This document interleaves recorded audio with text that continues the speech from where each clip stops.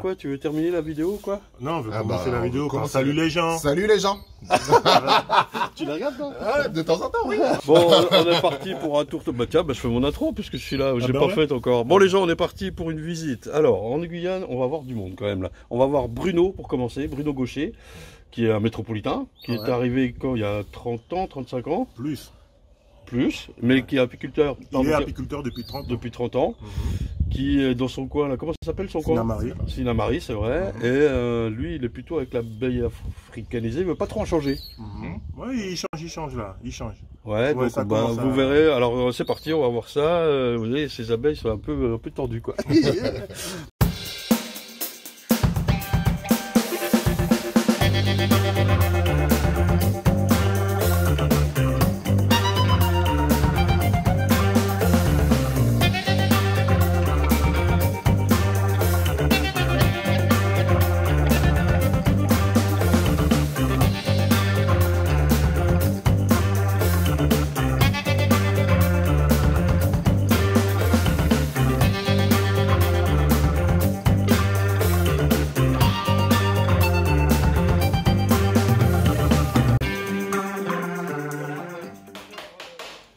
Professionnel depuis 1990. Non, passe devant, qu'est-ce que tu fais? Donc j'ai repris en 1990, j'ai repris les... Oh la vache, il s'est cogné la tête. Il s'est cogné la tête, bon, c'est pas grave, il est costaud. J'ai repris une quarantaine de ruches à mon frère jumeau qui voilà, qui ici ouais, qui est ingénieur agricole, qui travaille à l'INRA. D'accord. Et qui en à côté avait monté un petit cheptel d'une quarantaine de ruches, et donc quand il est rentré en métropole en 90, voilà, on lui a racheté avec mon épouse, et puis voilà, on a décidé d'essayer de... Bon, il pensait qu'on pouvait pas vivre de l'apiculture. Oui. Nous, en quelque sorte, on a relevé le défi, on s'est dit on va essayer de vivre de l'apiculture, et puis voilà. Donc c'était il y a une trentaine d'années quoi maintenant. Voilà, 1990, bah, on a fait le calcul, hein, voilà. Et donc, on était déjà ici, dans ce coin-là? Non, on habitait en forêt, on n'avait pas l'eau, pas l'électricité, on avait la miellerie, c'était dans une prairie, il fallait un groupe électrogène pour extraire le miel, pour faire marcher l'extracteur et tout ça, c'était un peu compliqué. D'accord, c'était 40 ruches, c'était l'abeille africanisée? Ah ouais. Donc là, c'est scutellata en fait. Apis mellifera scutellata? Ouais, je sais pas si c'est la Adansonii ou scutellata, mais je crois effectivement que c'est plutôt scutellata. Ouais. D'accord. Et puis depuis, ça continue quoi, alors l'histoire continue. Voilà, l'histoire continue.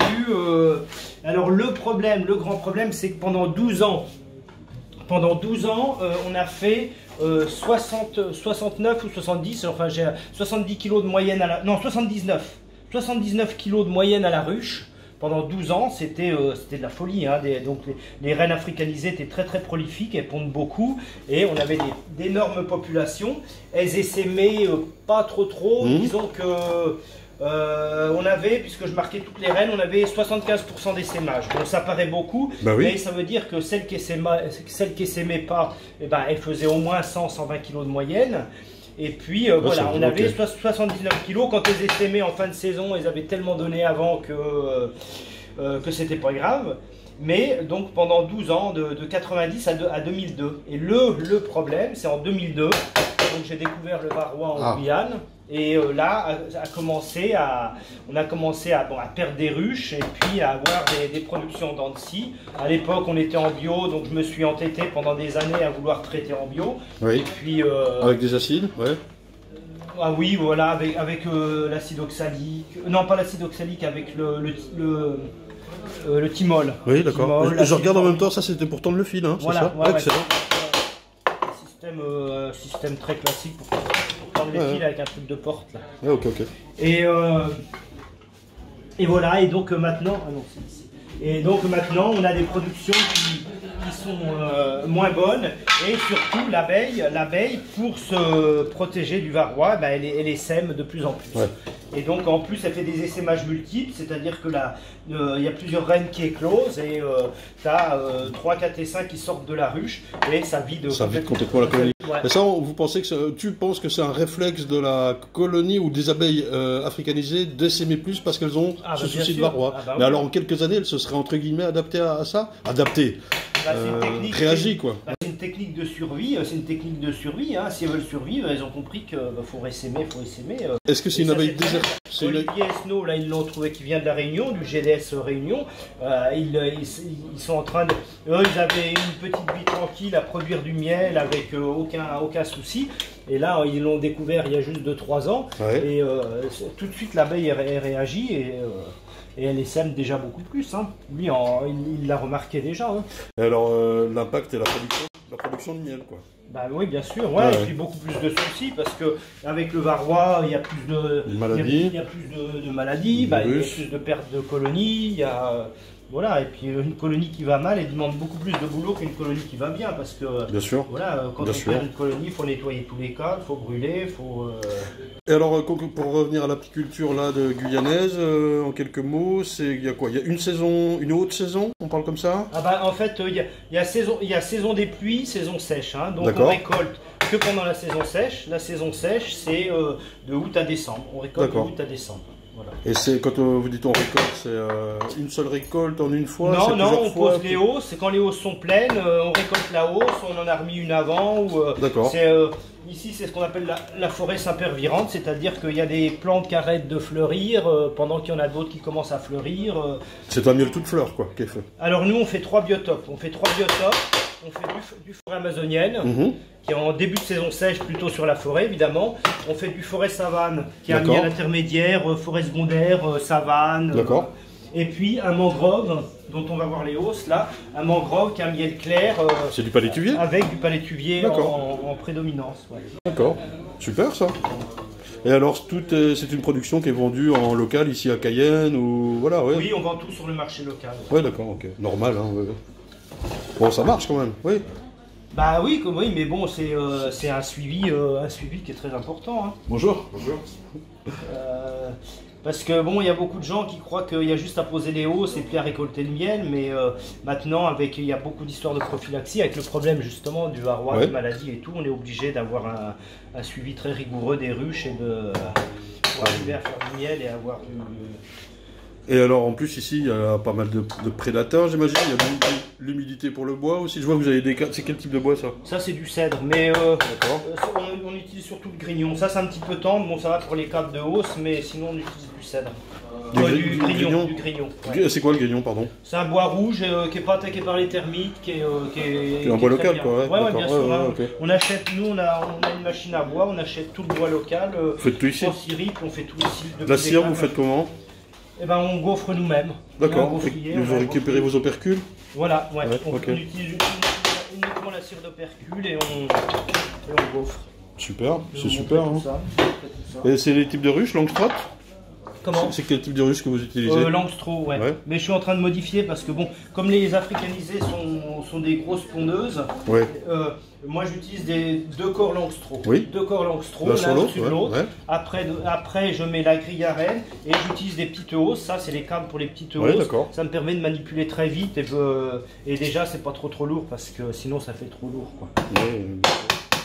Et alors, ça se passe comment? Vous avez des ruchers je crois que le problème ici, c'est les accès. C'est de trouver des emplacements pour mettre des ruches, des emplacements suffisamment loin des habitations, parce qu'on a l'abeille qui est quand même très agressive. Oui, d'accord. Et puis le problème, c'est qu'il n'y a qu'une route, il n'y a que la nationale, la RN1 pratiquement, le long de la côte, et il n'y a pas beaucoup de pénétrantes, donc la difficulté, c'est de trouver des emplacements pour mettre les ruches et qu'ils soient accessibles en voiture et suffisamment loin des habitations. Oui, je comprends, d'accord.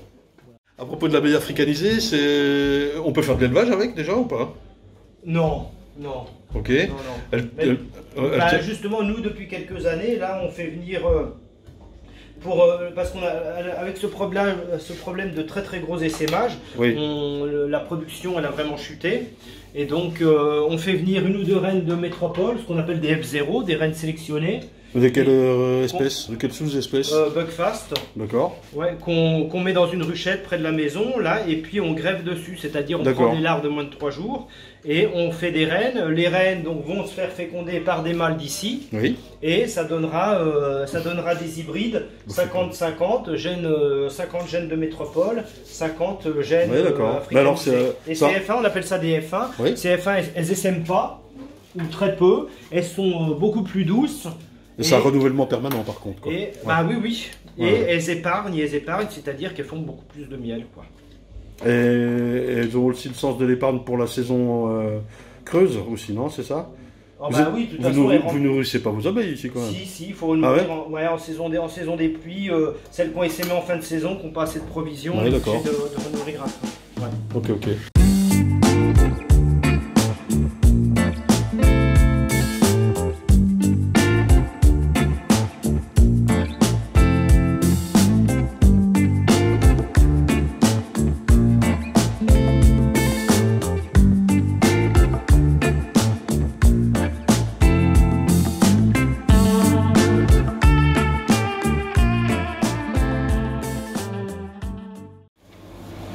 Hop, merci.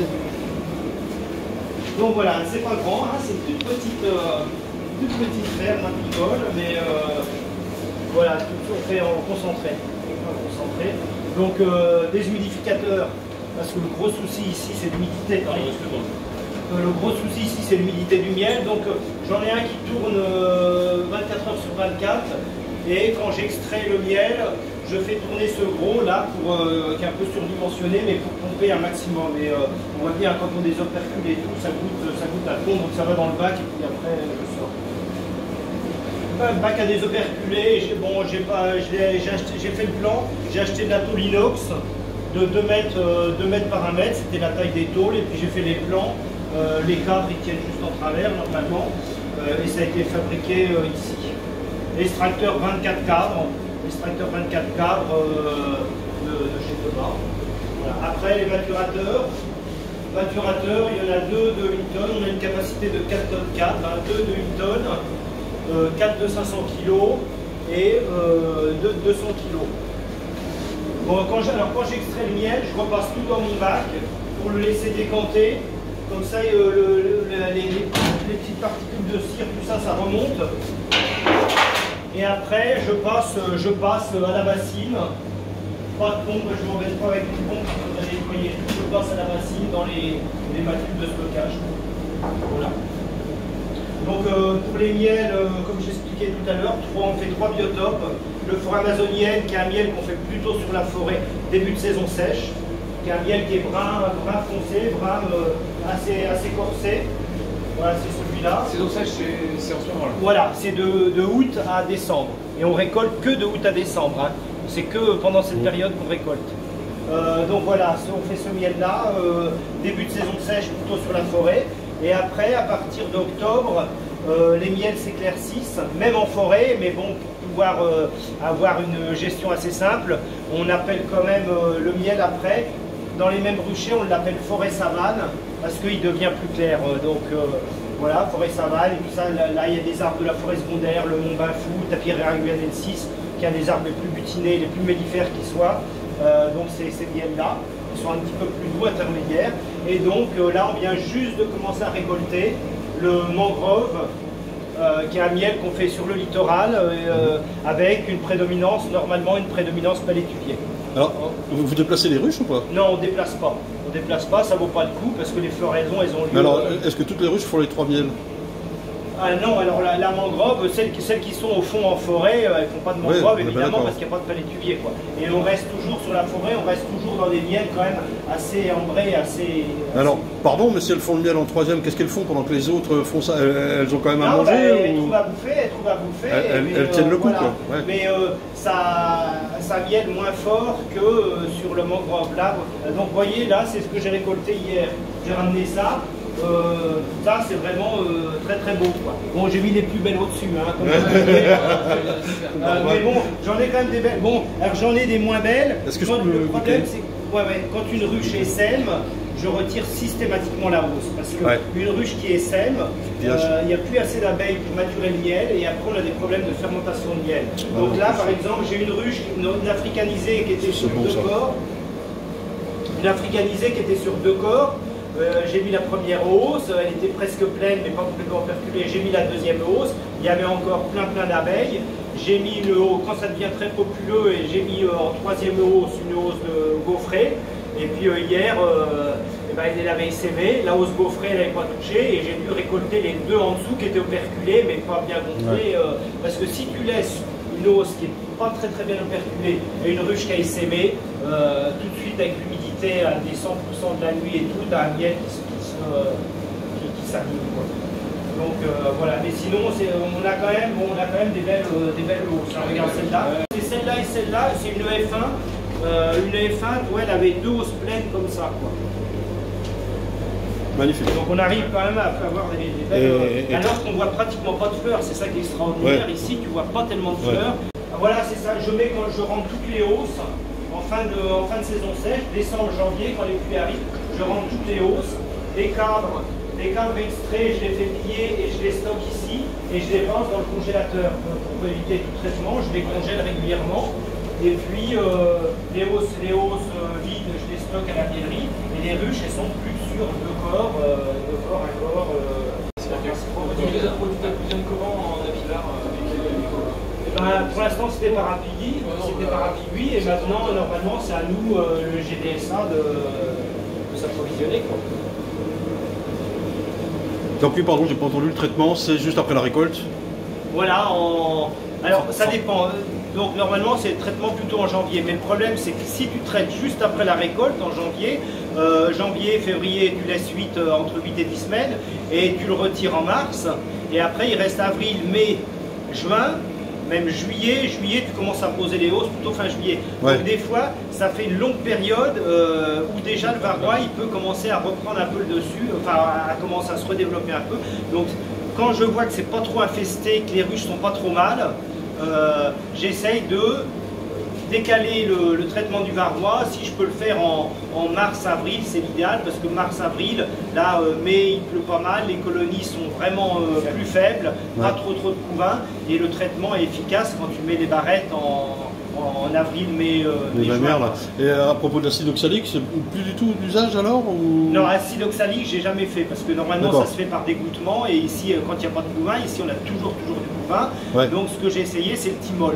Mais le thymol, avec la chaleur à 30-33 degrés, il y avait des masses d'abeilles qui sortaient de la ruche, qui se grappaient dessous, il y avait des larves mortes et tout ça, c'était le bazar. Ouais, d'accord.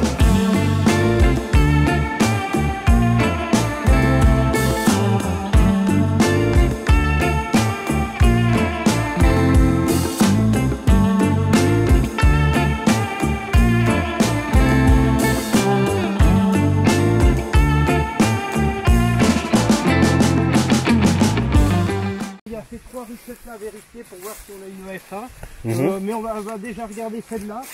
Ça c'était une qui a bien, voilà, c'est une F1 aussi d'un greffage d'avant. Et je crois que c'est pour elle en est, mais c'est bizarre, elle n'est pas marquée. J'ai pas encore marqué la reine dessus de là. Ah ouais, ben, elle bosse doucement hein, parce que la cire n'est pas étirée là.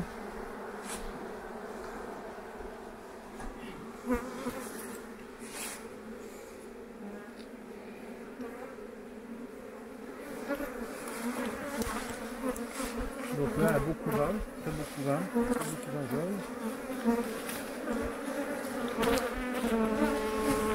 Ouais, le pollen, elle rentre beaucoup de pollen orange. En ce moment, ça c'est palmier bâche. C'est du palmier bâche, alors c'est vraiment une grosse rentrée de pollen. Hein.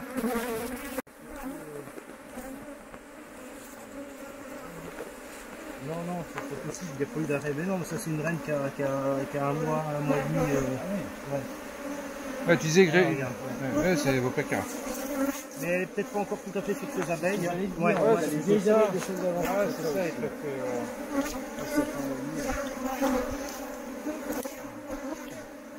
ouais, elle est sur les abeilles d'avant, qui reste. Avec la ponte, là. Je regarderai sur mes trucs de quand elle date. Non, parce que... Ouais.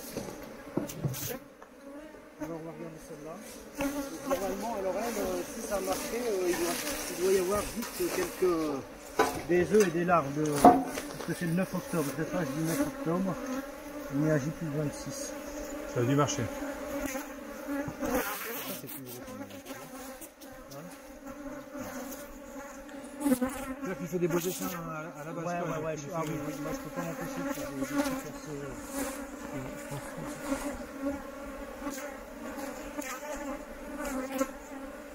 Bon, ça a dû marcher vu la... Voilà, ils ont dégagé. Sur la cupule de l'autre côté. Ouais. Ouais,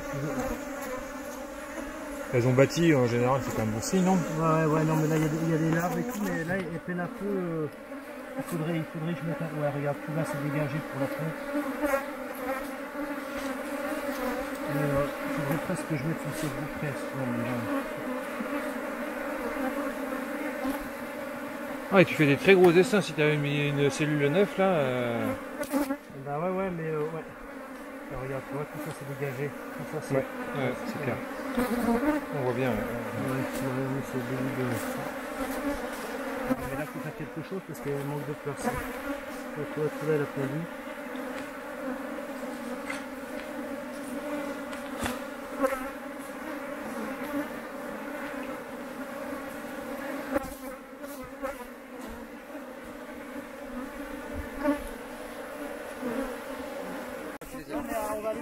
Là, on est juste sur le rucher de fécondation. Il est 20 mètres plus loin. Alors il peut y avoir jusqu'à combien de dessins ici? Hein? Juste ce cas-là, non? Oui, si. Ah ouais? Ouais, mais moi je fais pas en grande quantité. Moi je fais. Ça, vu comment c'est blanchi, c'est pareil, ça va marcher. Là, donc il y en a 3 vérifiés là.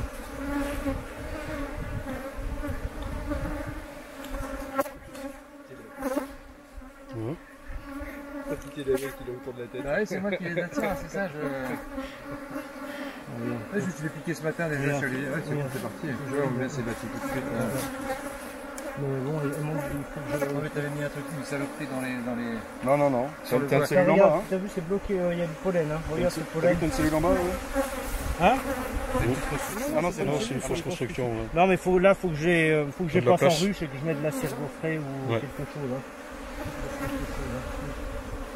Mais bon, bah ça, a réussi aussi. Après, le temps que ça naisse, il y a un peu de. La population va baisser un petit peu le temps que. Tu mets des cadres à mâle dans les autres ruches ou pas du tout? Non. Ouais, d'accord. Non. De se faire comme ça, quoi. Ouais. Ça fait 2 de réussi. Alors pourquoi 3 ou 4, pas plus? Enfin, ici, je sais pas combien il y en a exactement, 5, 6? Parce que ici on peut pas mettre beaucoup de. Non, c'est ça, c'est juste un récit de fécondation. Moi je fais des petits greffages d'une dizaine de cellules. Je fais peu, mais j'essaye de bien faire. Et donc je fais pas. J'ai 100 ruches, je fais une dizaine de greffages dans la saison. Une dizaine de greffages. Si j'obtiens 30-40 bonnets fins en ponte, voilà, moi je veux qu'une partie du cheptel soit en F1 et le reste, je veux quand même le garder un peu en africanisé parce que je peux pas tout changer le cheptel à avoir tout en F1 quoi. Oui, évidemment. Il faudrait que je change tout pratiquement. Enfin, Oui, ce serait perpétuel. Ouais. et puis bon, il faut quand même. Oui, non, mais ça s'explique le nombre. Ouais. Et là, pourquoi tu veux pas, excuse-moi, pourquoi tu veux tout passer en F1? Bah, tout passer en F1, c'est éliminer toutes les africanisées. Ouais. Tu veux pas, quoi. Ouais. Bon, moi j'aime pas trop faire les reines et tout. Bon les gens, je reprends un petit peu en voix off parce que vous voyez ça ressemble un petit peu au Sénégal au niveau de l'abeille. Le son est un petit peu pourri et c'est difficile de filmer dans ces conditions. Regardez justement, là je lui demande de m'enfumer la caméra directement. Et puis on était aussi nombreux, c'était compliqué de filmer dans ces dispositions. Voilà. Là on était donc chez Bruno Gaucher, c'est un apiculteur, ça fait 30 ans qu'il fait ça. Il a 100 ruches et vous voyez que dans l'élevage, il veut pas faire plus de 30 ou 40 par an. De F1 donc, et il veut garder ses abeilles africanisées. C'est un choix, voilà, un choix qui se discute ou qui se respecte, mais voilà, c'est comme ça. Là, je préfère qu'on fasse une petite pause avec Benjamin Poirot de Apinov, là, pour nous expliquer un petit peu pour revenir un petit peu sur les fondamentaux de l'apiculture guyanaise, et puis tout de suite après, on va retourner voir des mélipones, hein, ce qui est aussi intéressant. Et puis là, regardez les abeilles qui tournent autour partout, c'est fou, quoi. Allez, la suite. La chaussette. Bon les gens, il y a les chiens qui se battent à côté, mais on y va quand même, on est un petit peu pressé. Là, on vient de voir l'apiculture de Bruno Gaucher. Donc c'est un apiculteur qui est installé ici depuis 30 ans, avec une méthode, hop là, qui... Bah, on va en parler, traditionnel, il n'a pas vraiment envie d'en changer, enfin bon, bref. Alors, il a été aussi difficile de filmer dans les conditions que vous savez, avec l'abeille africanisée. Ce qu'on appelle abeille africanisée, tu me corriges si je me trompe Benjamin, on va y revenir, Benjamin va nous exposer rapidement tout ça. C'est Apis mellifera, mellifera apporté par les Européens, qui s'est hybridé avec Apis mellifera scutellata, pardon. Exact. Qui a été emmené sur le continent Amérique du Sud via le Brésil, en gros, c'est ça, en 56. Parfait. Et ça, c'est ce qu'on appelle l'abeille africanisée. C'est ce qu'on a vu donc en image, c'est quand même très agrégé. C'est sûr que ça fait du beau couvain, ça fait du miel. Bonne fécondité, ça produit du miel, mais ça consomme aussi vite que ce que ça produit. Donc c'est le problème. Ouais, pas de réserve pour la saison des pluies et tout ça. Donc voilà, là on va enchaîner chez Jean-Philippe, le technicien de l'association Apic-Guy, qui conserve quelques mélipones, et ça c'est quand même très sympa à voir. Juste, et puis tout à la fin, bah, je ferai peut-être encore une transition. Oh, ma paire de chaussettes. Et tout à la fin, on verra Olivier, qui est lui aussi en transition pour devenir apiculteur, et on verra, on va le voir aussi peut-être tout de suite avec Benjamin, de dire que cette apiculture ici en Guyane, elle est toute neuve en fait. Moi je m'attendais à avoir des centaines d'apiculteurs, des milliers de ruches et des tonnes à plus savoir qu'en faire. Et ben non, il y a tout à faire. Alors Benjamin va nous expliquer ça tout de suite et puis on retourne tout de suite voir les mélipones. Donc Benjamin, oui, redéfinis-nous un petit peu l'apiculture guyanaise telle qu'on l'a vue ou qu'on la voit en vidéo là maintenant. L'apiculture guyanaise, c'est celle d'Amérique du Sud intertropicale. Globalement, c'est Apis mellifera scutellata hybridée. Donc c'est une abeille qui est parfaitement adaptée à son environnement, mais pas du tout à l'apiculture, parce qu'elle produit beaucoup de temps en temps, mais elle consomme aussi vite et elle est très agressive. Ouais. Finalement, les apiculteurs, ils n'arrivent pas à s'en sortir. Et depuis qu'elle a pris la place des Apis mellifera qui étaient là avant, la production a largement chuté. Donc c'est pour ça qu'on vient, nous, depuis 4 ans maintenant, sur un projet européen où on accompagne les apiculteurs, enfin l'ensemble de la filière, pour développer l'apiculture, parce que c'est le nouveau monde, hein, comme tu as pu voir. C'est l'Eldorado. Il y a un gros professionnel et les autres sont en cours de construction, ils sont en train de se professionnaliser, donc c'est 60 ruches le minimum ici. Et il y a 4 ans, il devait y avoir environ 400 ruches sur toute la Guyane. Maintenant, on est entre 7 et 800. Ouais. Le nombre d'apiculteurs a presque triplé. Bon, évidemment, il y a beaucoup d'apiculteurs de loisirs dedans. Et la quantité de miel a quasiment triplé. Et pour ça, c'est un peu notre domaine d'expertise, c'est la partie génétique qui nous a fait venir, à savoir quelle race d'abeilles on peut introduire en Amérique du Sud, sachant qu'elle n'est pas native, donc globalement, il n'y a vraiment pas de souci. Alors, il n'y a pas de souci, on en reparlera quand même un petit peu vite fait avec les mélipones, la concurrence, pas de concurrence, c'est le débat. Hein. C'est les mélipones qui concurrencent les apis, c'est celle qui est... Oui, alors en fait, effectivement, c'est ce qu'on voit, on verra avec les mélipones, là, c'est l'inverse chez Olivier aussi, on voit que les mélipones attaquent les ruches. C'est les mélipones qui profitent de l'arrivée des apis pour pouvoir avoir des ressources alimentaires complémentaires. En fait, Apis mellifera, elle galère ici, quoi. Elle galère pas mal parce qu'effectivement elle est uniquement sur le trait de côte, hein, sur le bord de ligne en forêt amazonienne, parce que les forêts denses elle ne sait pas faire. Et elle se repère pas. Elle se repère pas très bien et on voit qu'en forêt quand on va trekker il n'y a vraiment pas d'Apis mellifera. Elle est uniquement sur le bord de côte comme disent les apiculteurs. Oui, puis il y a aussi, je sais qu'on n'en a pas trop parlé dans la suite de la vidéo là avec Olivier, il y a aussi l'accès au rucher qu'il faut à chaque fois faire. Ouais. En saison des pluies, c'est pas accessible. C'est très paradoxal, on dit 400 ruches, ça paraît très peu hein, au niveau de la densité. Ouais. Mais finalement, c'est 400 ruches uniquement sur le bord de mer. Parce que de toute façon, on ne peut pas accéder dans le reste du territoire, il est complètement fermé. C'est fou. Qu'on va pas aller abattre. Il y a une route, il faut le dire. Il n'y a qu'une seule route qui fait d'ouest en est, hein, du Suriname au Brésil. Et les apiculteurs disent ici, notre problème, c'est les emplacements. Alors ça paraît complètement fou parce que on peut rouler des kilomètres, d'ailleurs tu le montreras, sans rien voir, mais finalement. Il n'y a pas tant d'espace que ça, et puis surtout les gens ont très peur des abeilles, et c'est justifié. Oui. Et donc ils veulent pas d'abeilles sur leur terrain, et c'est pour ça que les apiculteurs sont obligés d'aller d'une manière très reculée. Et une partie de notre job, c'est en les adoucissant beaucoup, de permettre d'accéder aussi à des territoires qui sont un peu plus proches des routes, de manière réglementaire, mais sans que ça pose de problème avec les riverains. Et dans ces cas-là, on devrait pouvoir gagner en surface d'exploitation. Il devrait gagner aussi pouvoir en densité, parce qu'aujourd'hui il n'y a pas plus de 10 ruches par rucher, qu'elles sont vraiment agressives. Demain, sans difficulté, on devrait pouvoir doubler, passer à 20 sans aucun problème. Les ressources sont là. Alors, paradoxalement, c'est pas paradoxalement, mais le continent s'est fait sans Apis mellifera. Elle y trouve malgré tout des ressources exceptionnelles. Enfin, ça peut mieler, mais alors... Pour moi, c'est le paradis de l'apiculture ici. Hein. Sur toutes les missions que j'ai pu faire à l'étranger, il y a une ressource florale qui est énorme. Alors on la voit pas forcément au sol, c'est souvent, voilà, il y a même plusieurs étages. Hein, c'est les arbres qui produisent les fleurs ici, c'est pas des fleurs de champ comme on peut avoir.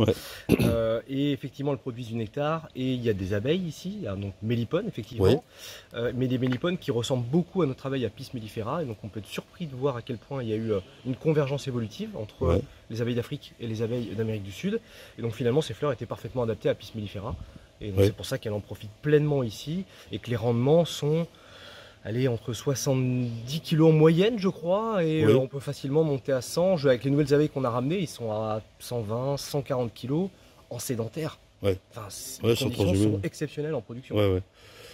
Ok. L'idée, c'est vraiment que les apiculteurs puissent profiter, et pour ça, on fait venir plein de gens de métropole, des formateurs, des apiculteurs professionnels. Alors ils sont très demandeurs aussi. Hein. Ils sont très demandeurs, mais ce qu'ils veulent, c'est avoir de l'échange, se nourrir finalement des expériences qu'il y a pu avoir à gauche, à droite. Et dans le cadre de nos missions, du coup, on vient avec d'autres collègues, comme Thomas Frelon là, qui intervient cette semaine. Il y a Sophie et Patrice Huguet qui interviendront l'année prochaine. Donc on fait venir des gens pour qu'ils puissent récupérer du contenu technique et améliorer leur productivité, au regard finalement des conditions aussi qui sont un petit peu différentes ici. Eh ben, impeccable, on va aller tout de suite jeter un petit coup d'œil au mélipone. Ça roule. Chez Jean-Philippe, et puis après on revient voir l'apiculture. Alors justement chez Olivier, ce qu'on va voir un peu plus tard, tu participes à faire une formation d'insémination. Donc tout de suite c'est le haut niveau hein, quand même, dans des conditions difficiles, il faut le dire. Tropicalisé, Tropicalisé, il n'y a pas de salle blanche, faut oublier tout ça, on est au milieu de la forêt quand même. On est au milieu de la forêt. Après le problème c'est pas que je veuille inséminer pour inséminer, parce que c'est pas du tout l'idée, mais il n'y a pas d'île pour s'isoler, ou en tout cas pour l'instant il n'y a pas les moyens de ramener des ruches. Et donc le seul moyen de contrôler les fécondations, c'est l'insémination.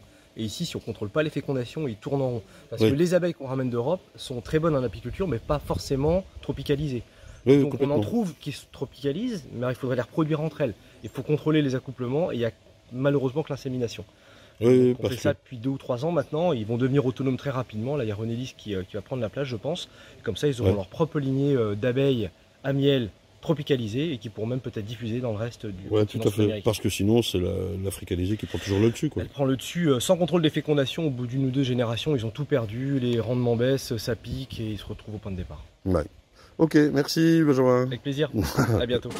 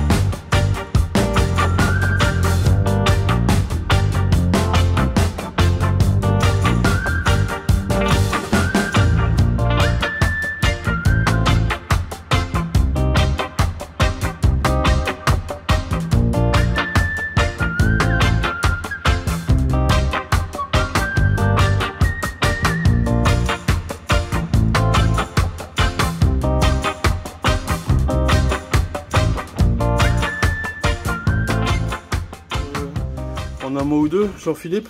Jean-Philippe, résident en Guyane depuis quelques années. J'ai commencé par faire de l'entomologie. Suite à une étude sur les mélipones, je me suis penché sur le sujet. Et puis, de fil en aiguille, je suis devenu technicien de la filière apicole de Guyane depuis 2015. Tu travailles avec l'assaut à Piguy? Complètement, oui. Ok. Il y a Thomas qui est là, qui est caché. Salut Thomas. T'as chaud? Il a déjà fait la présentation ce matin. Bon, super, merci Jean-Philippe. Et là, on prend quelques minutes au milieu de la chaleur. On va ouvrir quelques boîtes. Ça, ce sont des caisses de mélipones que tu as. Alors, elles viennent d'où? Tu les as trouvées où? Comment ça se passe? En Guyane, c'est un sujet qui est un petit peu émergent et en pleine découverte. Donc, on trouve des colonies en forêt, il faut extraire du tronc en général pour faire un transfert en ruche. Et puis à la suite de ça, on peut faire des divisions, tout comme les apis, mais on va le voir à l'ouverture, on n'est pas du tout la même configuration d'abeilles. Oui, au niveau de la taille, de la façon du tout quoi. Du tout, le nombre déjà le nombre d'espèces, c'est 300 espèces juste pour l'Amérique du Sud. Sachant que là tu as 3 espèces différentes. Là j'ai que 3 espèces. C'est déjà énorme. On privilégie le genre Melipona. Parce que toutes les autres sont mises dans un autre panier qu'on appelle les trigones. D'accord. Alors il y a le genre trigone aussi, mais toutes sont mises après dans le genre trigone. Et on est bien d'accord que ça n'a rien à voir avec Apis mellifera. Ah, rien du tout. Donc là ce sont des... On appelle ça abeilles, oui, malgré tout. Ah, ça reste de l'abeille, oui. Ok, mais, de la famille quoi, des apidés alors? Dans les apidés, mais qui reste la seule autre abeille sociale, puisque toutes les autres après sont de la solitaire. Elles sont plus petites, elles n'ont pas de dard. Pas forcément plus petites, on le verra. D'accord. Elles vont de 2 mm à 17 mm. Dard atrophié, donc elles ne piquent pas, mais d'un autre côté, il faut se défendre, donc elles ont développé la morsure. Ok, excellent. J'adore ces bestioles. Et là, tu as ces boîtes là depuis longtemps. Alors, c'est sur des tout petits aussi modèles, quoi. La taille des ruches est complètement différente. Maintenant, sur la variété d'espèces qu'on a, on travaille avec des petites colonies. Il faut savoir que certaines colonies pour des espèces, ne font que quelques centaines d'individus. Et on peut monter à plusieurs centaines de milliers d'individus. Ah, c'est fou quoi. Donc, alors, même principe, matriarcal avec une reine et que des ouvrières ou comment on peut avoir plusieurs reines, mais qu'une seule qui est gravide. Qui a été fécondée. Ah, c'est un terme technique. Les autres sont là en secours. Tu fais le technicien. On transmet de la connaissance. Ouais. Alors, répète-moi le terme. Gravide. Gravide, je ne connaissais pas, tu vois. Ok. Les gens, vous avez compris, gravide. Donc ça veut dire qu'une reine est fécondée. Voilà. Ça. Ok. Mais tu n'as jamais deux fécondés. Juste une petite question, c'est quoi tes deux panneaux là devant en alu là où je suis rien à voir avec l'abeille, ça s'appelle pour faire du tir à plomb. Ah d'accord. Tu t'amuses là depuis ta terrasse? C'est ça. Excellent. Ah j'avais pas vu les impacts. Eh mais t'es bon tireur dis donc. Ok. Bah évidemment, mais parle bien fort. Ouais, que ça passe les fécondations, parce que tu dis que les reines, il y en a qui sont celle qui est fécondée, qui est gravide, qui peut se reproduire. Et comment ça se passe la reproduction dans ces cas-là? Ouais. Alors on va rentrer dans le sujet des différences qu'il y a entre Mélipone et Apis. Ouais. Chez Apis, la colonie mère va faire un essaimage avec la vieille reine et la moitié de la colonie. Chez Mélipone, on va avoir ce qu'on appelle un essaimage progressif. D'abord, les ouvrières de la colonie mère vont commencer à fabriquer la colonie fille. La colonie mère va créer une reine vierge. On verra, j'espère, des reines, on verra qu'elles ne peuvent pas s'envoler avec l'abdomen clason et les petites ailes. Et donc, c'est une fois que la colonie fille est suffisamment construite, la reine vierge va s'envoler, se faire féconder et habiter sa colonie fille, et il va y avoir une relation pendant plusieurs mois entre la colonie mère et la colonie fille jusqu'à ce qu'elle ait son indépendance, qu'elle ait pu créer des jeunes ouvrières. Ah, dingue. Oh, ouais. Super. Ah, c'est fou. T'as appris tout ça sur le tas? C'est ça, ouais. Internet aussi? Oui, énormément de lectures, et les précurseurs brésiliens m'ont demandé de faire de la traduction. Ah ouais? Non, moi j'ai dû faire traduire énormément de choses. Et là je suis un petit peu en stand-by dans le sens où j'ai pas le temps de continuer à traduire parce que je fais via les traducteurs en ligne. Okay. Et après, comme c'est des articles un peu scientifiques, il faut retraduire la traduction. Putain, tu m'étonnes le boulot. Ah, hallucinant quoi. Donc là, pas de fumée, pas de protection. Là, rien, non. Et j'ai annoncé qu'elle s'était mordeuse, mais je travaille pas non plus les trop mordeuses. Donc là, on est sur le haut de la colonie. On a ce qu'on appelle là l'invoclure qui va protéger les rayons. Ok. Une espèce de propolis. C'est une cire mais un peu plus cassante. On parle de l'extérieur là? Non, ça c'est du batumen. C'est un matériau de construction qui lui permet de gérer la ventilation et de créer le volume dont elle a besoin si elle est dans un pont creux ou autre. Ok. Donc ça c'est du béton, ça c'est de la cire un peu plus cassante. On peut voir aussi que la cire est beaucoup plus foncée que les... Tu dis cire au même titre que la cire d'abeille? Complètement, c'est créé par... Ok. Sécrétion. Ah, il me fait chier avec sa tondeuse. Tant pis. Ouais, puis je me suis engueulé avec lui, je peux pas aller là. Non. Engueulé une deuxième. C'est ça. Donc là tu ouvres, parce que t'as pas d'autre moyen d'aller voir en dessous? C'est pour vous montrer, mais après on va ouvrir. Là on commence à avoir un peu de couvain. Ouais. Donc les grosses différences, on voit encore que le couvain, il est horizontal mais pas vertical. Ok. Autre grosse nuance, chez Apis, la larve va être nourrie continuellement jusqu'à ce qu'elle arrive au stade pupe. Ouais. Enfin, et chez Mélipone, on va mettre la dose de manger, la reine va pondre, on opercule tout de suite. Beaucoup moins de problèmes au niveau transmission de maladies ou autres. Ouais, d'accord. Et toujours dans la propreté, quand l'imago sort de la cellule, là on n'en fait pas un nettoyage pour repondre, on va détruire la cellule et on en reconstruit une. Donc en permanence, quand on intervient dans une ruche, on n'a jamais le même couvain, puisque ça évolue en permanence entre le couvain émergent et le couvain à venir. Ok. Là on va ouvrir l'étage du dessous, donc là on va casser un petit peu entre deux étages de... Ouais, ce qui se pratique pas normalement en fait, c'est ça. Bah, c'est le but de ces ruches. En fait, on a le couvain sur deux étages, ouais, et on essaye d'avoir le stockage sur un troisième étage, et après on intervient sur la zone où on veut aller. D'accord. On entend bien qu'elles font du miel. Ah, complètement, ouais, ouais. C'est du miel qu'on peut manger, qui est même commercialisé parfois. Et qui a des vertus qui sont encore plus bénéfiques que le miel d'Apis, dans le sens où le miel d'Apis c'est un taux d'humidité de 20%, ouais, alors que Mélipone va avoir un taux d'humidité de 30%, ce qui fait que ça fait des conversions d'antibiotiques qui sont beaucoup plus puissants que... Ah, c'est fou. Des conversions d'antibiotiques. Ah, on a de l'eau oxygénée, on a de... Ouais, d'accord. Ouais. Il faut tenir le dessous ou pas? Non, non, ça va. Juste regarder que je casse pas tout. Il y a, voilà, ça c'est séparé. Donc on va retrouver l'invoclure avec du couvain. Donc ça, ouais, couvain foncé, clair. Donc ça c'est du couvain qui est prêt à naître. Ok. Et en dessous on va avoir du couvain foncé qui est du couvain qui lui vient d'être operculé. Et les grosses poches aux alentours sont les... Et ben là c'est le stockage. Okay. Donc on peut voir là il y en a encore des ouvertes où le miel est... Et c'est tout comme chez Apis, ça sera operculé quand ça sera arrivé au bon taux d'humidité. Fais le focus, là s'il te plaît la machine. Voilà. Et encore c'est pas terrible, je sais pas pourquoi.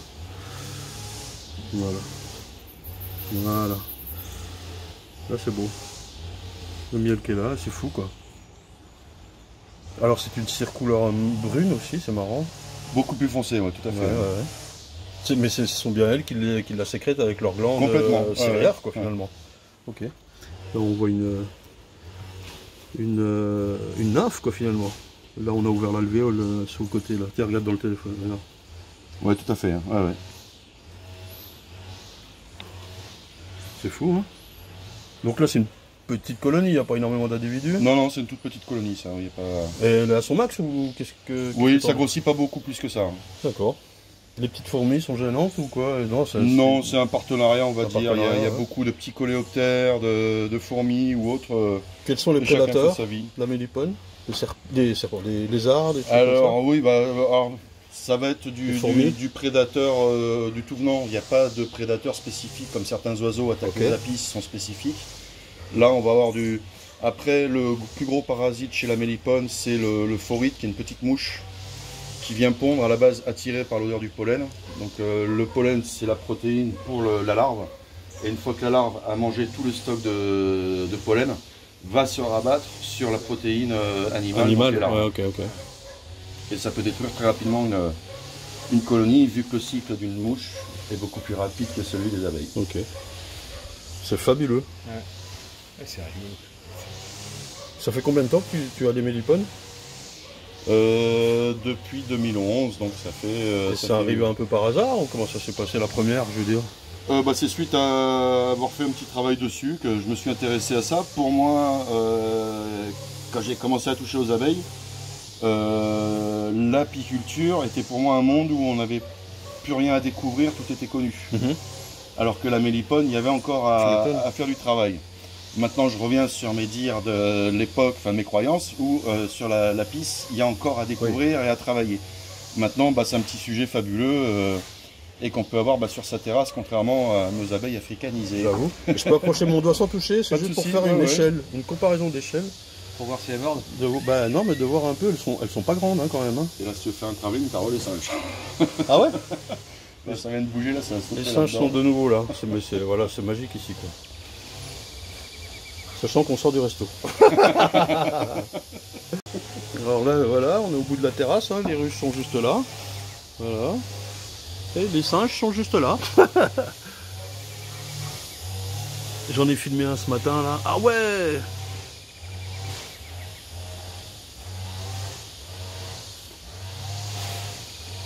Yes, je l'ai eu là, le saut, c'est fou quoi. Sachant que tu as aussi un tamanoir, tu disais, qui habite là? J'ai un tamanoir qui gravite par là.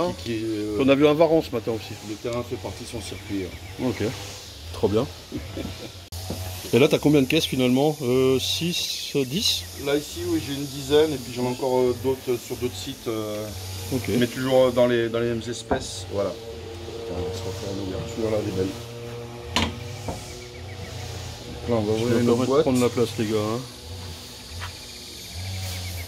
Donc là, une autre espèce. L'autre était beaucoup plus grise, la jaune. La jaune, ok. Donc on avait Compressipes tout à l'heure et la Rufiventris. On retrouve bien l'invoclure qui protège le couvain, les pots de stockage sur la périphérie,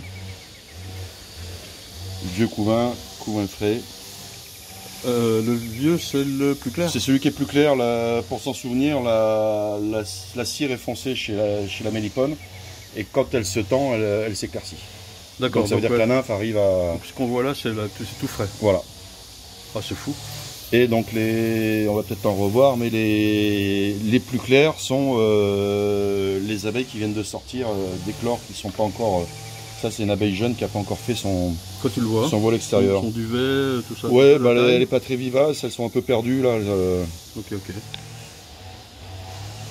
Superbe. Ah, il n'y a plus qu'à essayer de choper une reine. Qu'on voit vraiment la différence et qu'on comprenne pourquoi elle s'envole pas. En fait, c'est compliqué de manipuler, d'ouvrir. Tu casses à chaque fois ou comment? C'est pour ça que je limite un petit peu les interventions, et puis à chaque coup se crée des espaces et ça leur redonne du boulot pour recolmater. C'est pour ça, moi, j'insiste pas pour que tu ouvres tout. C'est déjà super ce qu'on a vu, hein. Là, vraiment. Non, mais dans la semaine prochaine, je fais une initiation. Tout retour. Et là, du style celle-là, tu vois, ça va être pour la diviser. Alors quand tu dis initiation, tu inities qui à quoi et comment? Ça fait partie de ta mission? C'est ouvert aux gens qui veulent découvrir ou ceux qui veulent un peu se perfectionner.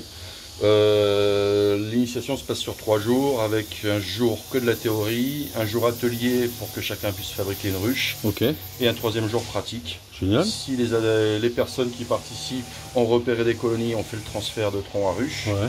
Et s'il n'y en a pas de repérés, on fait des manipulations et divisions ici. Et les gens qui viennent sont des locaux quoi, qui s'intéressent à ça, ou des touristes ou quoi? Non, pour l'instant c'est que des résidents, il n'y a jamais de personnes extérieures. Ok.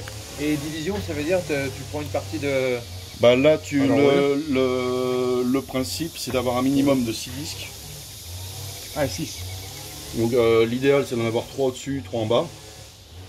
Et le principe de cette ruche, parce qu'il existe quantité de modèles de ruches, celui-ci c'est de scinder la boîte qui a une forme, je vous montrerai tout à l'heure des boîtes vides, où il n'y a plus qu'un interstice, ce qui permet d'affaiblir l'entre-deux disques et de faire la division plus facilement. Après on vient avec une ruche du même modèle et on n'a plus qu'à faire l'inversion des étages. J'ai pas de chance, moi, avec les meilleurs témoignages, il y a toujours un gars qui fait la tondeuse à côté, quoi.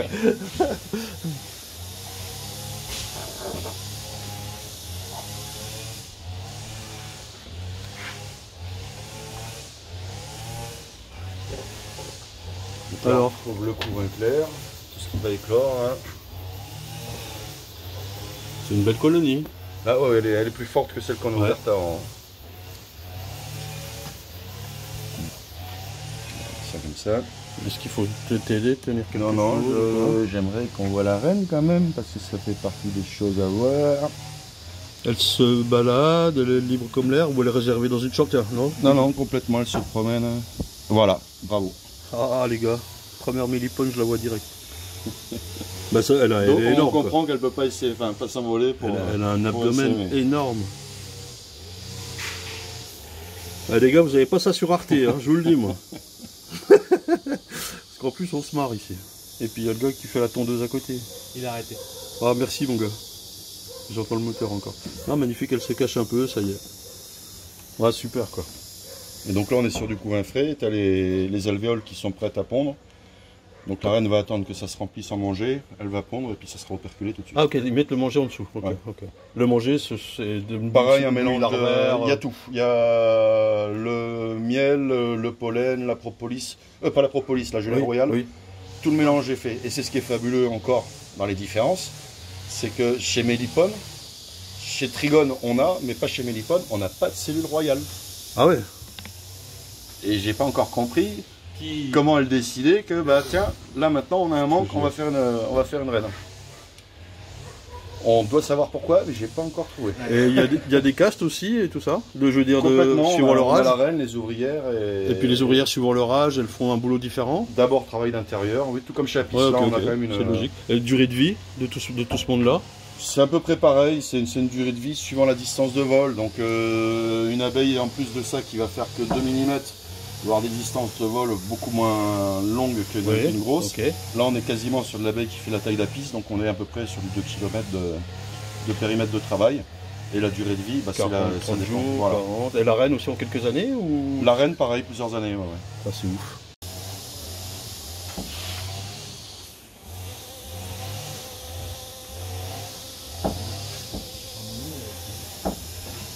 C'est sûr.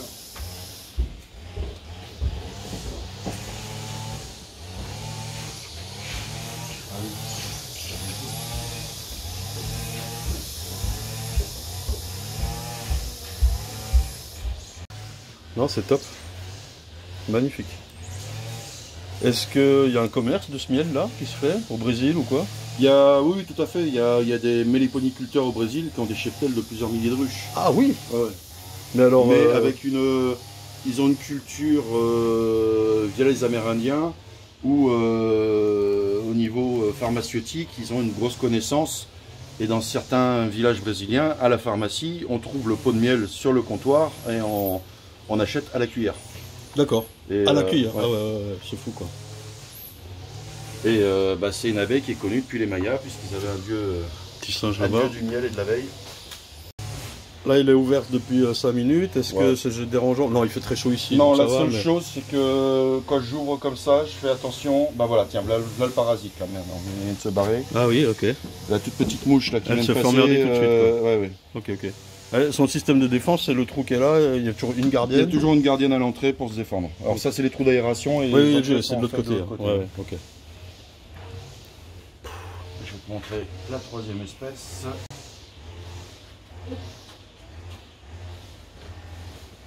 Alors là, spéciale dédicace à Thierry, mon ami du Sénégal, qui aurait dû être là à nous voir ouvrir des mélipones. Eh ben t'es pas là Thierry, gros bisous. Putain, je me fais défoncer par les moustiques. Donc là, on retombe sur du batumen, le matériau de construction. Donc par exemple, quand elles vont être dans un tronc creux, elles vont faire leur volume en fonction une de partie basse, une partie haute, suivant ce qu'elles ont besoin de...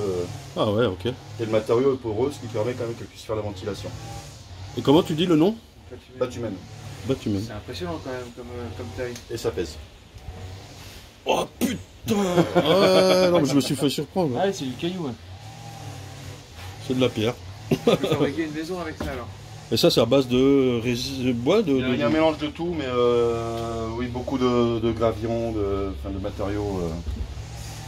Donc là, c'est une troisième espèce.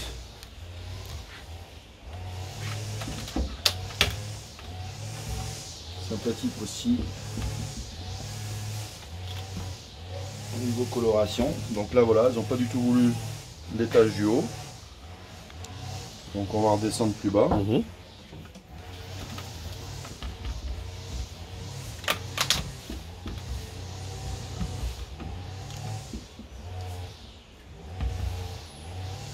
Et là, on a encore, c'est une intervention que j'ai fait au précédent stage. D'accord.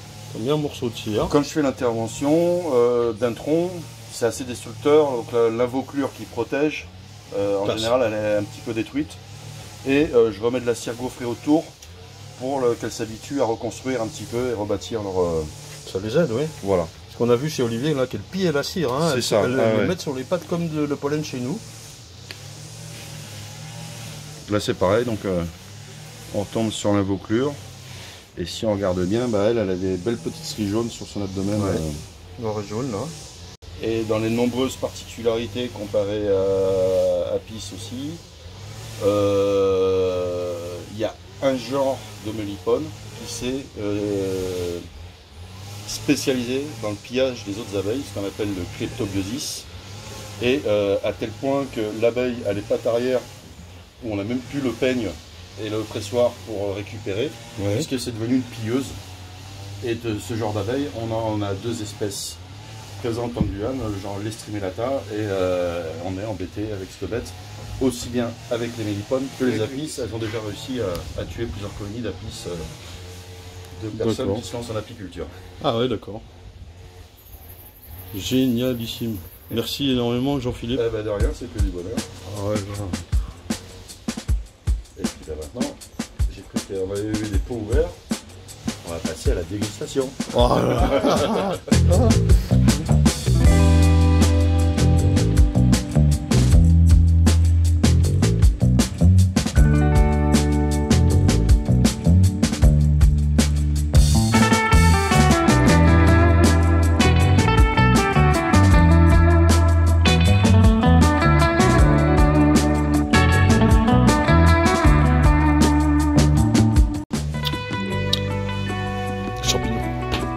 Ah franchement, champignons sucrés.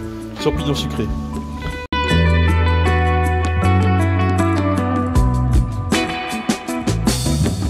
Et tout. Bon Jean-Philippe, merci pour la visite. Ah bah de rien, c'est un plaisir de c'était pouvoir faire découvrir. pardon, la visu, c'était quand même c'était top de voir ça. Je pense qu'il n'y a que toi qui peux nous montrer ça en plus là dans le coin, voilà quoi.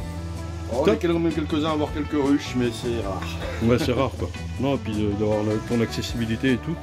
Merci mille fois, les gens, vous dites merci à Jean-Philippe. Et puis voilà. Merci ça vole un petit peu là. De faire ce boulot de transmission. Je suis pour rien, c'est grâce à des gars comme toi. Nickel, merci, à bientôt. À bientôt.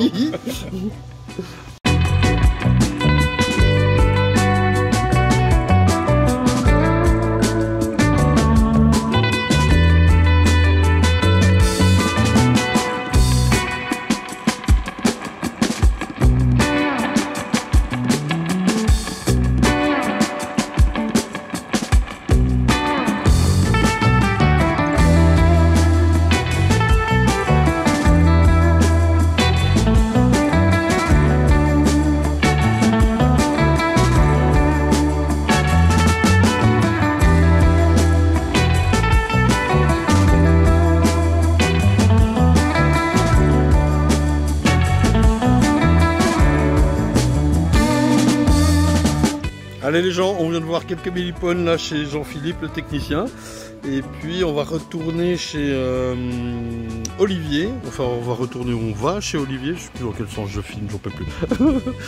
On va chez Olivier qui est en reconversion aussi. Il a à peu près mon âge. Et puis vous allez voir que la mission de Benjamin Poirot de chez Abinov, là à ce moment-là, c'est de montrer ou d'apprendre l'insémination. Et puis, vous allez voir tout ça. On voit quelques nucléaires. On voit pas beaucoup d'abeilles. Ouais, rigolte. On voit pas beaucoup d'abeilles. C'est ce que je voulais vous dire, c'est qu'il y a quand même une grande part d'abeilles africanisées encore. Vous savez ce que c'est. Dès que j'approche la caméra, ça attaque. On voit rien, on n'entend rien. C'est ce qui est arrivé donc chez Bruno à la première partie. Donc là, on voit juste la recherche de reines dans quelques nuques, l'insémination, tout ça. Moi, je voulais pas faire une vidéo sur l'insémination, mais une vidéo sur la Guyane. Donc voilà. Je laisse plutôt l'interview de Olivier qui va arriver donc, et puis j'en profite aussi pour vous interviewer Ludovic qui est là avec nous, lui il a 120 ruches, ça commence à progresser, c'est plutôt très intéressant. Il a été beaucoup formé aussi par Claude Poirot, le papa de Benjamin, apiculteur professionnel près du Marais Poitevin avec 1000 ruches. Voilà, allons-y. Olivier, bonjour. Bonjour. Merci de nous accueillir chez toi. Tu es un futur nouvel apiculteur, futur apiculteur, je sais pas comment le dire. C'est une reconversion professionnelle, on va dire ça comme ça. Ouais. Hein.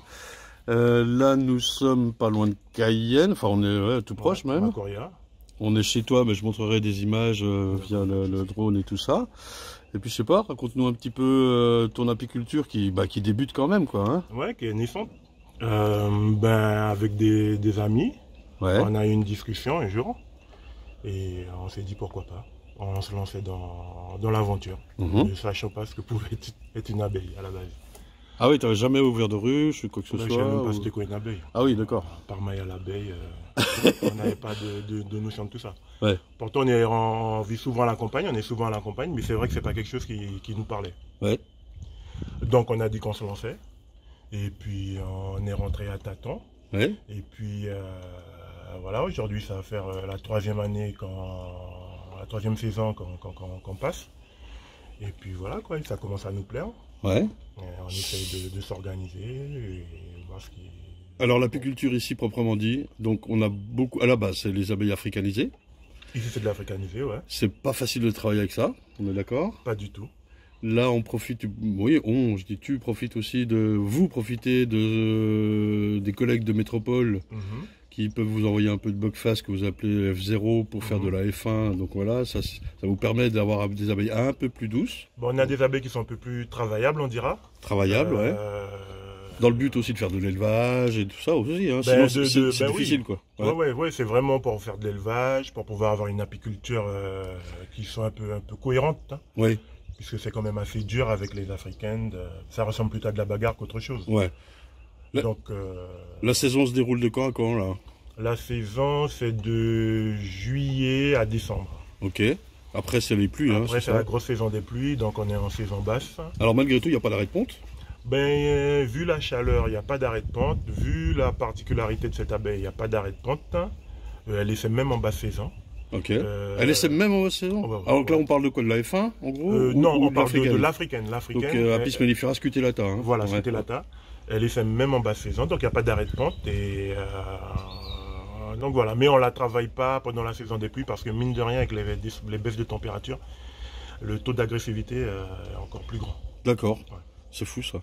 Et ok, alors il y a quand même des pratiques similaires à ce qui se passe en métropole, c'est-à-dire du nourrissement si nécessaire. Sachant que c'est pas énorme, hein, mais ça peut arriver. Non, l'objectif c'est quand même de faire de l'apiculture, donc de garder les boîtes le plus longtemps. Oui. Et donc s'il faut nourrir, il faut nourrir. Il faut nourrir. Il y a aussi, alors il y a des prédateurs. Bon, là vous avez eu l'arrivée du varroa, c'était quoi, 2002? 2002, ouais. Et puis par contre, vous avez, alors ça fait du temps, hein, on va en parler, mais il y a aussi beaucoup d'autres prédateurs. Alors on a les fourmis. On a plusieurs variétés de fourmis qui se nourrissent de protéines. Qui sont capables de vider les ruches, quoi. Et donc, qui te vident une boîte 10 cadres en une nuit. Sérieusement? En une nuit, tu as plus d'abeilles, tu retrouves un tas d'abeilles mortes, le couvain est ouvert et les larves sont parties. C'est les fourmis légionnaires, c'est quoi? Les fourmis légionnaires, ouais. C'est fou, ça. Ouais. Donc là, le système de protection avec de l'eau sous la... Bon, on essaie un peu de tout. Vu qu'on est au début de l'apiculture guyanaise, au moins de notre apiculture à nous, oui. Donc on essaie un peu de tout. On essaie avec des réceptacles de l'eau, de l'huile, en fait on essaie de chercher le meilleur moyen de les de défendre, quoi. Les aider à défendre en tout cas. Qu'est-ce qu'on a d'autre comme prédateurs? On a des fourmis rouges, de toutes petites fourmis qui elles ne vont pas s'attaquer au couvain, mais vont s'attaquer donc au miel, au sucre. Okay. Et donc vont pouvoir abîmer la boîte, la réduire, la rendre faible, en attaquant les abeilles. Et on a aussi les mélipones, donc une espèce d'abeille locale. Oui, alors je pense, je vous le dis les gens, dans la vidéo, on aura vu avec Jean-Philippe ces petites ruchettes de mélipones, parce que j'ai gardé leur chronologique, je pense. D'accord, ouais. Et donc, on a une variété particulièrement qui est pilleuse et qui fout un bordel dans les boîtes. Alors c'est les petites noires qu'on a vues là, c'est ça, je les ai filmées, je vous montre les gens en même temps là. Les petites noires, et donc elles font beaucoup de mal aux boîtes, surtout aux mini plus et aux ruchettes. Donc elles se mettent en masse devant. Elles se mettent en masse devant, elles créent une notion de dérive, et quand la boîte est assez faible, elles l'attaquent, elles la pillent, elles se battent avec les abeilles à la mort. Donc Apis mellifera, qui n'était pas là d'origine, a du mal à rester là. Mais que ce soit scutellata, que ce soit l'autre. Quel que soit. Quel que soit. Quel que soit. Ok. Et puis alors, si on parle de miel maintenant, là t'en fais un petit peu, comment ça se passe? Est-ce que tu le vends? J'en fais un peu, je le vends. Oui. Le marché. Il y a un bon marché ici. Hein. Le marché, on produit à peu près 17 tonnes. En toute la Guyane? En toute la Guyane. Alors, parlons-en, je ne sais pas si j'en parlerai avec Benjamin ou si j'en parle là avec toi, un petit peu de la Guyane, l'apiculture guyanaise en général, pas la tienne, mais en général, dis voir. L'apiculture guyanaise en général, elle est restreinte. Il y a 4 Pro. Ouais, 4-5 Pro, ouais. Pro il y a un peu de polyculture aussi parfois chez certains. Ouais, mais ils ont 1 ou 2 ruches et pas la dimension de l'apiculture, c'est vraiment pour de la pollinisation. Ah oui, alors ça c'est les gens en général, tu veux dire? Non, quelques qui ont des ruches, oui. 1 ou 2 ruches, ouais, d'accord. Mais les pros, ça monte à quoi? Ici, c'est 60 ruches pour être pro. Alors pour être pro, c'est 60 ruches. Pour le moment, il y a Bruno, c'est Bruno Gaucher. Ouais, qu'on a vu tout à l'heure dans la vidéo, je pense en amont. Ouais, et puis à côté, 4, 5, 6 pros, autres pros, 4 pros, je crois. Qui ont entre 60 de ruches. Oui, 60, 100, Ludo 120 peut-être. Ludo, on est en train de mettre ça en place, puisqu'on a fait 40, on a fait 90 essais sur le mois de novembre, là. Sur le mois d'octobre plutôt. Donc avec Claude Poirot, là, ouais. Donc avec ça, papa de Benjamin. Ok. On va pouvoir augmenter les différents cheptels. Comment tu vois le truc là? Bon, on voit que c'est une toute petite apiculture. Moi, je vois ça comme un Eldorado. Je pensais tomber sur des centaines d'apiculteurs, des centaines de tonnes de miel et vas-y nanette, quoi. Et en fait, c'est le début, il y a tout à faire. Mais il y a tout à faire. Il y avait quelques anciens qui étaient là dans le Gaucher. Mais là, nous sommes on est quand même une bonne dizaine de jeunes qui veulent se lancer dans ça. Ouais. Il y a un potentiel mellifère énorme. Oui. Donc maintenant, il faut avoir des abeilles, je pense, adéquats pour pouvoir travailler correctement. Il y a un vrai travail à faire, d'où aussi les formations comme là on voit. Les formations et puis un peu de génétique pour pouvoir travailler sur des choses un peu plus douces. Ouais, un peu plus douces, qui correspondent aussi à la saison des pluies, moins de consommation, les choses comme ça. Mais il y a tout un travail, travail d'adaptation de l'abeille, puisque c'est pas aussi simple que ça. Parce qu'en plus l'abeille africanisée, qui a été amenée là un peu par erreur aussi. L'abeille africanisée, elle a muté, en fait. Elle a muté, puisqu'à la base, on avait des abeilles européennes. Oui, mais alors, d'accord, Apis mellifera mellifera. Voilà. Et après, en 1950, je crois, oui, il y a eu 58, 56, je sais plus. 58 dans ces eaux-là. Il y a un chercheur brésilien qui a ramené une 50aine de reines. Scutellata.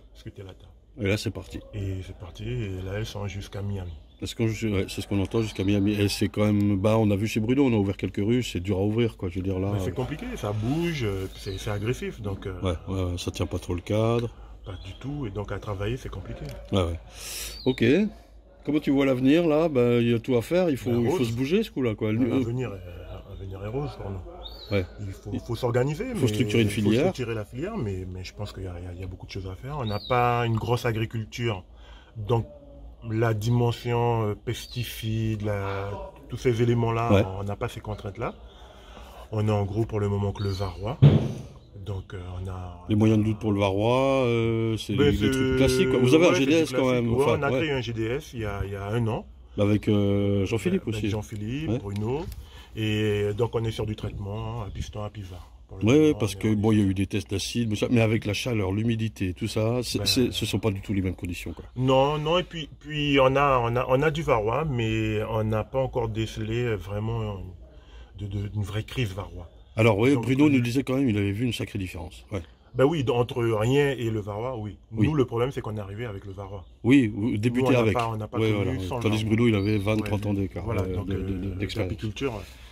Donc voilà, quoi. Bon, c'est top. Là, on va enchaîner. Je vous montre les gens avec la journée pour laquelle on est chez toi, c'est-à-dire l'insémination, les nucléis. Je vais montrer tout ça, les ruches et tout ça. Ouais. Un petit mot pour finir, je sais pas. Qu'est-ce qui est... je sais pas. Faut regarder le saison aux abeilles. Ouais, non mais... Alors, c'est quand même trop rigolo parce que j'arrive ici et lui là, vous avez un passé de basketteur. Ouais. Vous étiez en métropole tous les deux? Oui. Pas toi? Enfin bon, je fais la métropole. Toi, t'as été en métropole un paquet de temps, quoi. Ouais. J'ai joué. Et donc j'arrive ici et il me dit, tu sais, le vendredi quand t'es en retard pour la vidéo. J'aime pas. On a pris de mauvaises habitudes. Moi, j'ai débuté avec tes vidéos et donc. Moi, je vais au bout du monde, je pense, tu vois, et je trouve ça, quoi. C'est trop rigolo, quoi. Bon, merci les gars.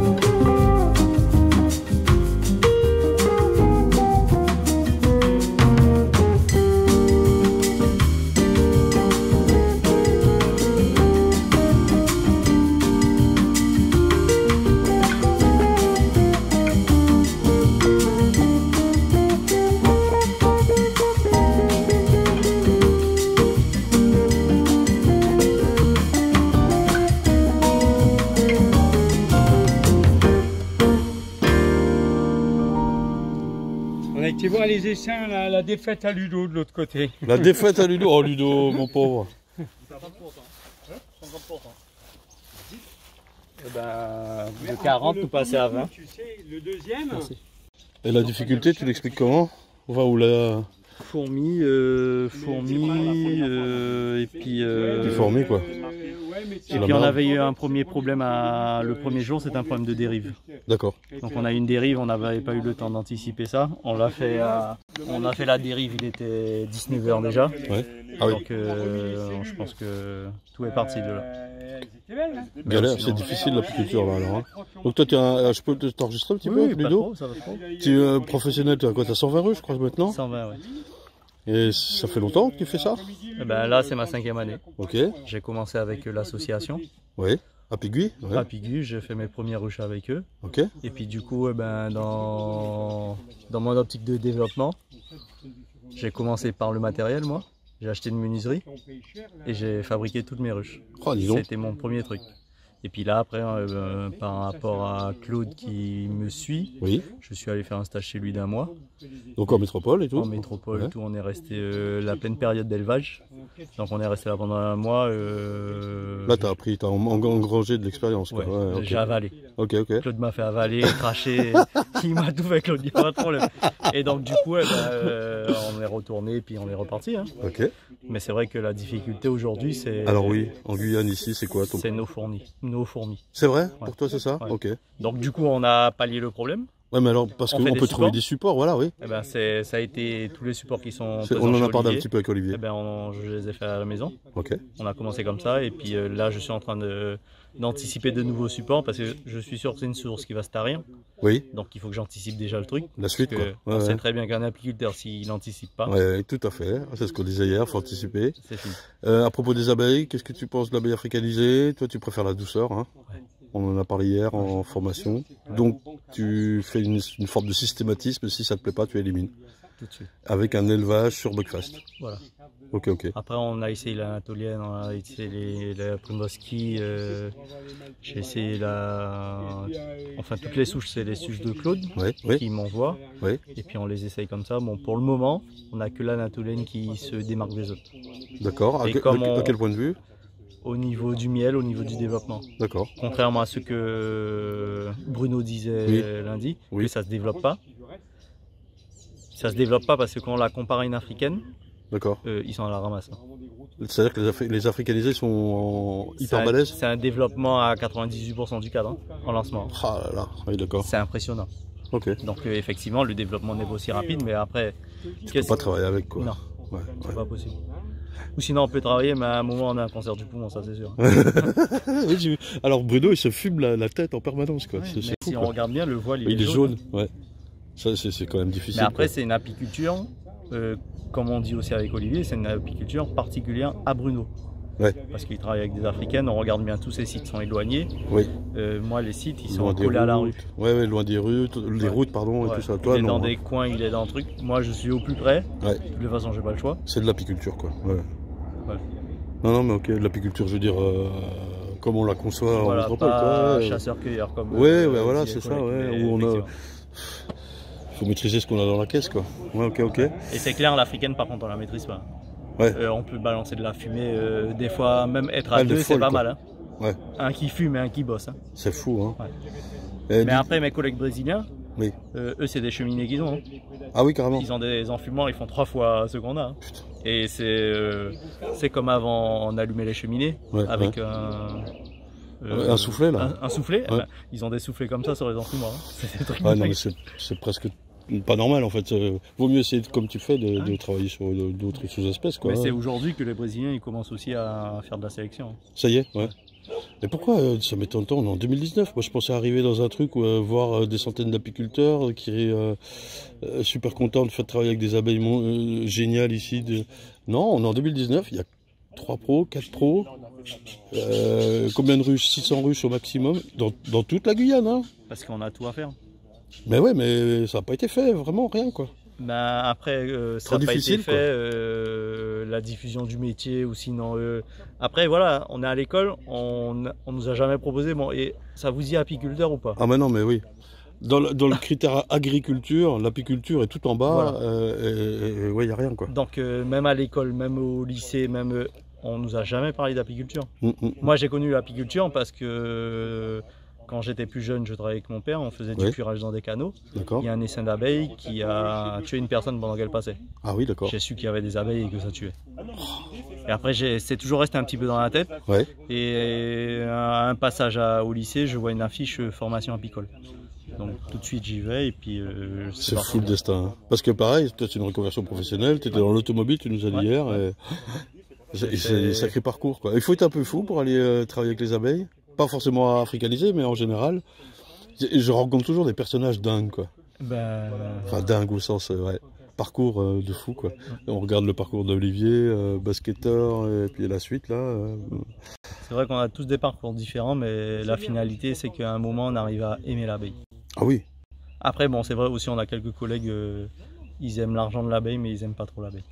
Mais c'est ce qui fait la différence entre l'avancement qu'on a nous aujourd'hui et eux qui sont toujours au même endroit et que... Qui vivotent quoi finalement, enfin, ou en tout cas qui vivotent au sens pas spirituel mais... Ça pousse pas. Oui ça pousse pas, hein. Ce que disait Olivier aussi, c'est-à-dire de grandir quoi.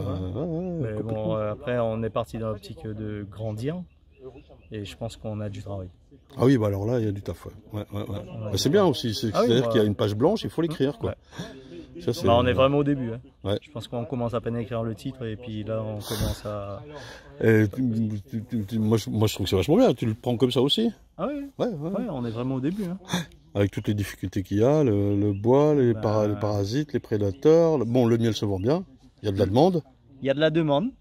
Maintenant aussi, est-ce qu'il ne faudrait pas aussi qu'on puisse le remettre à son échelle, à son niveau C'est-à-dire dans le sens où on a des collègues qui nous vendent du miel à 20 €. Oui. Toutes les difficultés qu'on a et on s'est dit aujourd'hui... Il vaut plus? Je pense qu'il vaut dans les 30 €. Ouais, ok, ouais.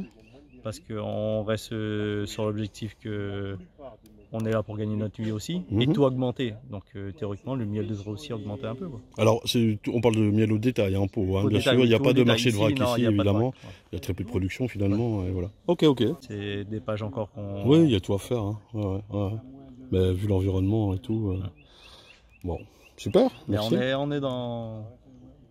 On est dans la bonne voie. Ouais, bien sûr. Puis alors le fait de se réunir, de se connaître et tout. Dès qu'il y a des personnes qui viennent comme vous, comme Thomas, comme Claude, comme Benjamin, comme Robin, ces mecs-là, quand ils arrivent, ils donnent un coup de boost et puis on est tous d'accord et on y va. Hein. Ouais, bien sûr. Ça compte vachement. Hein. C'est le genre de rencontres-là où, moi au début, quand Claude venait nous voir, moi j'ai 1000 ruches. Puis je me dis, merde, moi j'en ai que 10. Oui, mais... Je me dis, voilà, il y a quelque chose à faire. Oui, mais en même temps, voilà, oui, c'est pas la même chose, ce que tu veux dire. Ouais. On se sent tout petit, on dit bon, on a un géant devant nous, ok, on va quand même prendre tout ce qu'il a à nous donner, et puis on va essayer de retranscrire, peut-être un jour on va arriver à ça. Oui, et puis de toute façon, il est là pour aider aussi, hein, de toute façon. C'est pas de dire j'ai mis le ruche comme une barrière, quoi. Je profile bas pour l'équipe de Benjamin, pour toutes ces personnes-là qui viennent de rencontrer, parce que on n'est jamais tombé sur un qui était malhonnête ou... Non. On est toujours dans... Allons-y les gars, il faut y aller. Je trouve qu'il y a beaucoup de sincérité dans ce que j'ai vu ces 4-5 jours là. C'est puissant. Hein. Moi ça me fait vraiment plaisir. Et puis après même Claude quand il me dit ok viens pendant un mois à la maison. Ouais. Je suis arrivé pendant un mois. Et... Pareil, si tu veux venir en métropole, t'es bienvenu, hein. Enfin chez moi. Benjamin, il m'a dit tu viens, ok, allez. Tu viens quand tu veux, bien sûr. Et voilà, ça c'est vraiment la partie où on sent qu'il y a quand même un côté familial aussi dans la baie. Bien sûr. Il faut de l'entraide aussi, mais évidemment. Voilà. Et le fait pour nous d'arriver dans un territoire vierge, quoi, comme ça, moi c'est fou. Quoi. Moi j'ai envie de venir là maintenant, c'est bon, vraiment. Après, je mesure les difficultés, je mesure tout ça aussi, quoi. Et puis, moi, pareil, à mon âge, là j'ai 44 piges, je me suis monté la boîte, j'ai pas forcément envie de repartir à zéro. C'est une nouvelle prise de risque. Je veux bien changer de vie, mais je veux pas reprendre les mêmes risques. Quoi. Des fois, je me dis, quand Claude il vient ici, il se dit. Il aurait peut-être aimé faire ce que je fais aujourd'hui. Oui, ici, c'est sûr. Au moment, c'est pas peut-être. On y va. Ouais, c'est sûr. Donc, il hésite même à le faire maintenant. Merci beaucoup Ludo pour le témoignage.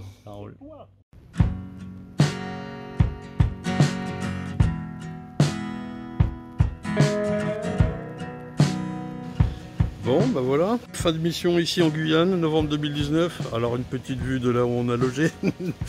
Ah, c'était quand même fantastique. Bon, là je suis dans le jardin, je me fais défoncer par les moustiques. Je ne montre pas, mais c'est comme dit Claude Poirot, mes pieds ressemblent à des clafoutis. Ben oui. Ah, là c'est un peu le bazar. Non mais franchement, alors après on se connaît, on se connaît pas. Moi je découvre petit à petit que je suis fait pour les pays chauds, quoi. Vraiment j'aime ça.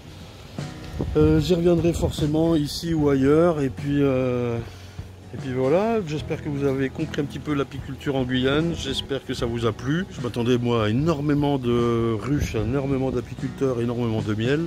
On s'aperçoit que ben voilà, la production pour l'instant c'est 7 tonnes et ils en consomment une centaine, quoi.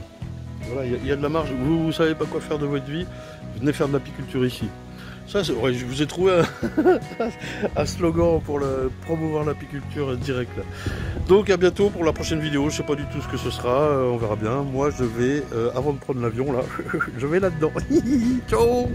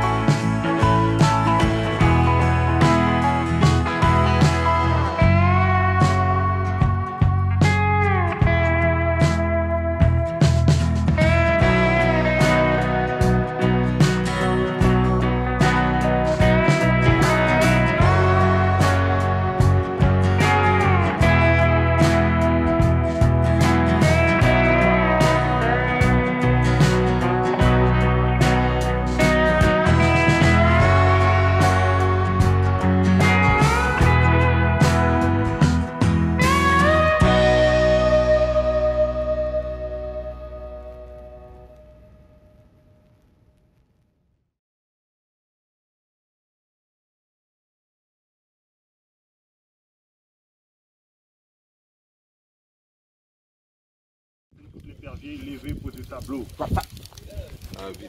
Là, pas bien joué. T'as vu le lac qui est devant la maison là derrière lui? Ça a tout fait, hein? Ouais. C'est en bâti. Combien de temps baguette dans ça? Il y a 200 là. Oh! Vous voulez prendre des 3 petits pour vous mettre un bon côté. Est-ce que c'est quand même une bête? Tu manges rien du tout, tu manges rien, toi. Poule congelé. Michel. Bouillon poule. Bouillon poule. Burger King et puis la soupe magie.